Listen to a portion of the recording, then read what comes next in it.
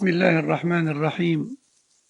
إن الحمد لله نحمده ونستعينه ونستغفره ونعوذ بالله من شرور أنفسنا ومن سيئات أعمالنا، من يهده الله فلا مضل له ومن يضلل فلا هادي له، وأشهد أن لا إله إلا الله وحده لا شريك له، وأشهد أن محمدا عبده ورسوله صلى الله وسلم وبارك عليه وعلى آله وصحبه أجمعين. أما بعد، فنواصل في هذه الرسالة التي هي كتاب الله وأهميته العظيمة للشيخ عبد العزيز آل الشيخ حفظه الله تعالى. فقال حفظه الله: هذا وإن لتلاوة هذا الكتاب أجرا عظيما وفضلا كبيرا. يقول الله تعالى: إن الذين يتلون كتاب الله وأقاموا الصلاة وأنفقوا مما رزقناهم سرا وعلانية يرجون تجارة لن تبور ليوفيهم أجورهم ويزيدهم من فضله إنه غفور شكور. وعن عبد الله بن عمر رضي الله عنهما عن النبي صلى الله عليه وسلم أنه قال: لا حسد إلا في اثنتين: رجل آتاه الله القرآن فهو يقوم به آناء الليل وآناء النهار، ورجل آتاه الله مالا فهو ينفقه آناء الليل وآناء النهار. رواه البخاري ومسلم. وعن ابن مسعود رضي الله عنه أنه قال: قال رسول الله صلى الله عليه وسلم: من قرأ حرفا من كتاب الله فله به حسنة، والحسنة بعشر أمثالها، لا أقول ألف لام ميم حرفا ولكن ألف حرف ولام حرف وميم حرف. La récitation de ce livre, qui est le Coran, donne droit à une énorme récompense de la part d'Allah Tabaraka wa Ta'ala, car celle-ci représente un grand mérite.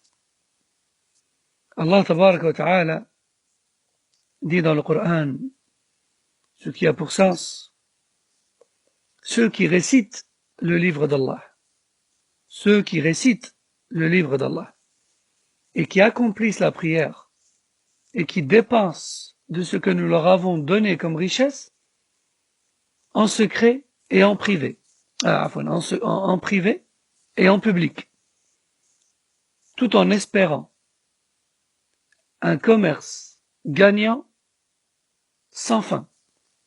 Cela, Allah les rétribuera de la manière la plus juste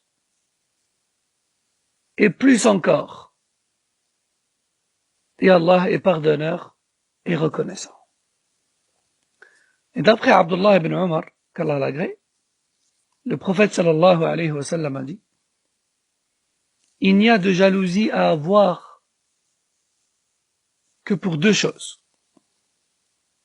Il n'y a de jalousie à avoir que pour deux choses. Dit autrement, la jalousie n'est cautionnée que pour deux choses. Et ce qui est voulu ici par la jalousie, c'est al-ghibta et non pas al-hasad. Et non pas al-hasad al-madmoum. Donc, al-hasad, c'est le fait de jalouser une personne en voulant s'approprier le bienfait qu'elle a et qu'il disparaisse de chez elle. Tandis que le ghibta, elle, c'est une jalousie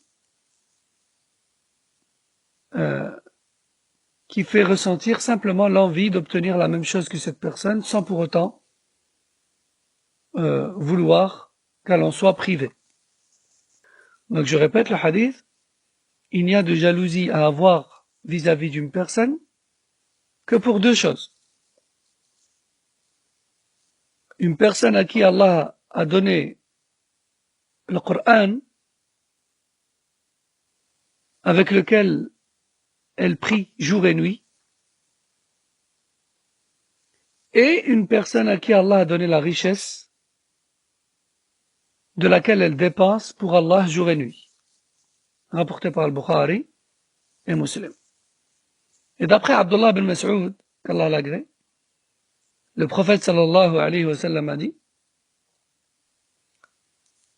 celui qui récite ne fût-ce qu'une lettre du livre d'Allah, alors il a récolté une bonne action. Et cette bonne action sera multipliée par 10. Et je ne suis pas en train de vous dire que Alif Lam Mim est une lettre. Plutôt Alif, c'est une lettre. Lam, c'est une lettre. Mim, c'est une lettre. Fin du hadith.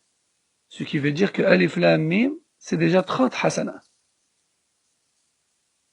Et ça nous montre le mérite et la quantité de hasanat facilement gagnée, en plus de la foi que la récitation augmente, et en plus de la méditation, et en plus de la science qu'on y récolte, etc., etc. Ce livre est béni, il est mubarak.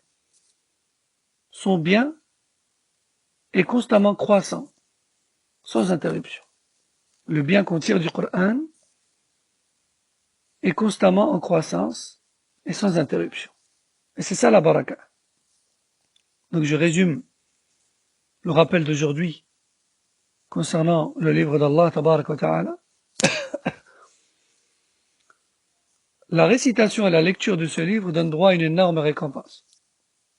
Allah Jalla wa Ala promet dans le Coran une récompense à juste prix et plus encore à celui qui récite le Coran.